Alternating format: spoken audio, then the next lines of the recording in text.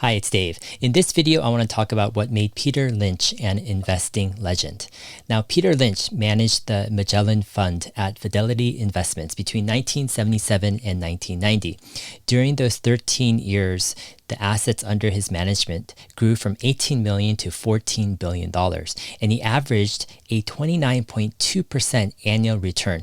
Now, that was more than double the average return of the S&P 500 during that time period. In the video description below, I'll link to Peter Lynch's defining book called One Up on Wall Street, and I'll also link to a lecture he gave many years ago. It was probably one of the best investing lectures I've heard. Listen to that investing lecture 5 times, and I think it'll be a huge advantage to you as an investor. Now, Peter Lynch had some great sayings. One saying was, all the math you need in the stock market, you get in the 4th grade. And then he also said, in the stock market, the most important organ is the stomach. It's not the brain.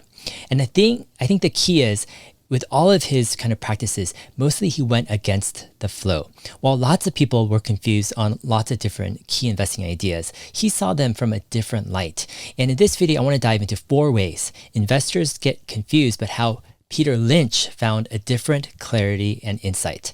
Okay, so number 1, most investors are fixated on the stock price. Peter Lynch said, what the stock price does today, tomorrow, or next week is only a distraction. And he made a big point to clarify that there's a big distinction between the company and the stock or the stock price. And for Peter Lynch, he chose to be fixated on the company while many others and most other investors get fixated on the stock price.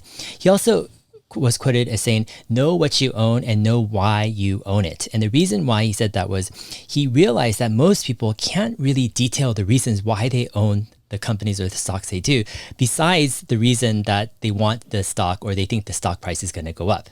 A lot of people don't really know the company, the product, the business model, the finances, or why they're really investing in that company. And so what he wanted to focus on was things that other people didn't focus on, which is the company and how they're executing. And for Peter Lynch, he largely ignored the stock price. He was quoted as saying, the typical big winner generally takes 3 to 10 years to play out. And in Peter Lynch's experience, many of the stocks he purchased went down significantly initially for the first year or even 2 years. And it wasn't until like year 3 or 4 where the stocks rebounded and he was able to make a fantastic return. All right, now number 2, most investors are laggards. Now here's what I mean by this. What Peter Lynch realized in one of his key insights was that a lot of people and most investors, they want to wait for other people to get on board regarding a stock or a company, and then they'll invest. He coined this kind of phenomenon, the Wall Street lag. And what he meant by this was that a lot of people on Wall Street, a lot of investors, they need validation. They need kind of group approval. They need analysts to get on board, or they need something more, right, to validate their buying or investments than just their own ideas. And for Peter Lynch, he realized that this presents amazing opportunities. And so what Peter Lynch decided to do is he decided to go to where people were actually shopping and making decisions. And he would talk to his wife and to his kids, and he would find out what people are buying, and he would go to the stores that are doing well, and he would do like research on these products, and he would get ideas, and this would help him to keep ahead of others. Now, I think it's interesting because a lot of this is kind of like the basics of human psychology.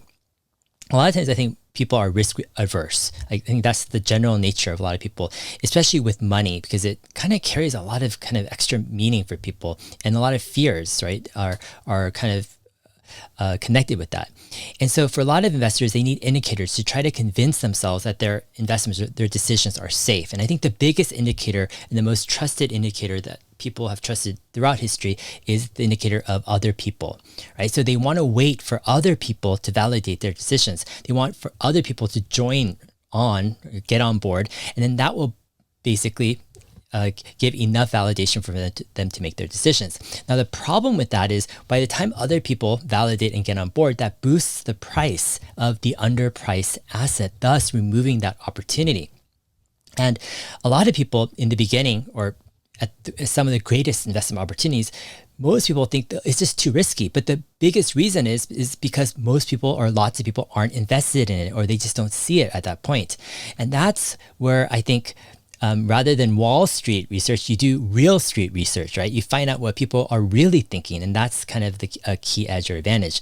In 2012, I spent months, hours and hours a day, going through TeslaMotorsClub.com, which is kind of the first and the most popular Tesla online forum.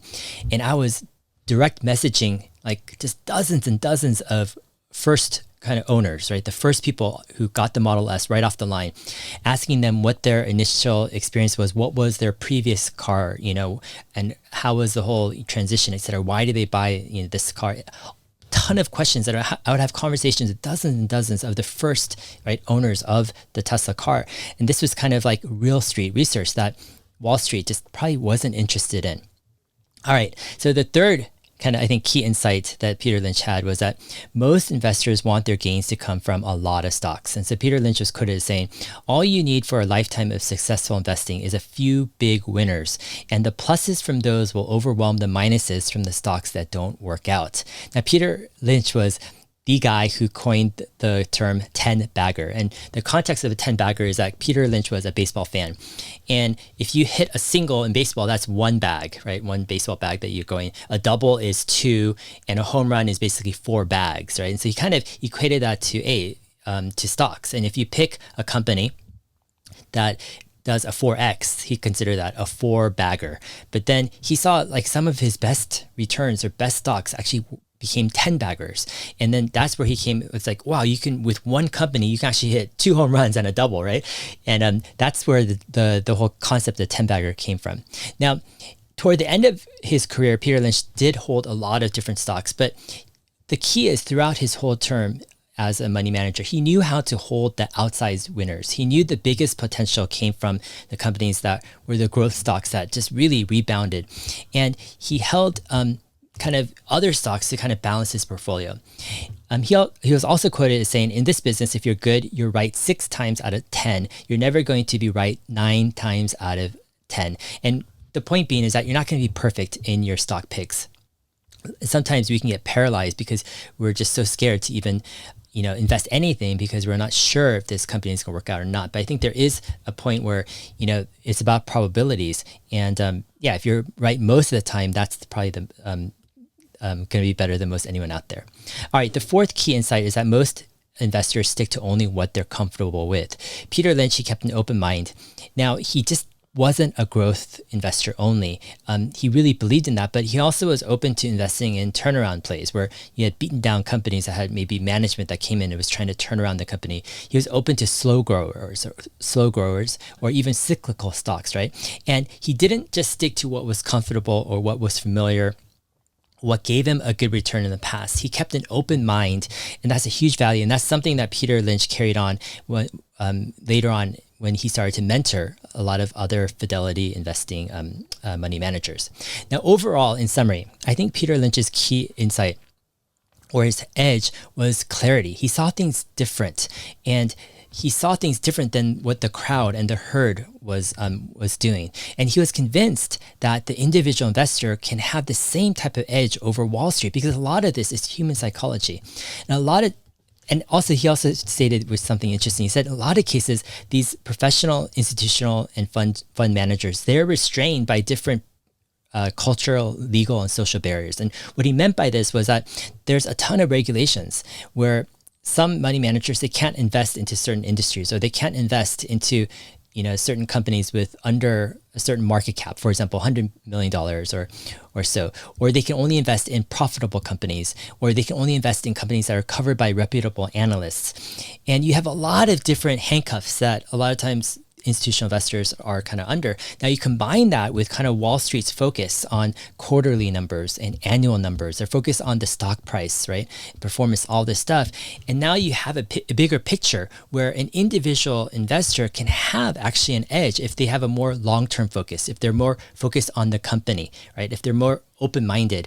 And Peter Lynch, he kind of combined all these things to find an edge, and he proved that his edge was something that he could benefit and really grow his fund immensely. Now, for my own personal investing journey, I'm always looking for an edge. I want to see things clearer. I want to be more accurate and spot opportunity, even if that means approaching things very differently than others. And actually, it probably requires approaching things differently, in my opinion. Anyways, if this video has been helpful, go ahead, like and subscribe. All my videos can be found as an audio podcast. Just search for Dave Lee on investing in your favorite podcast player. I'm also active on Twitter at HeyDave7. All right, we'll see you guys in my next video. Thanks.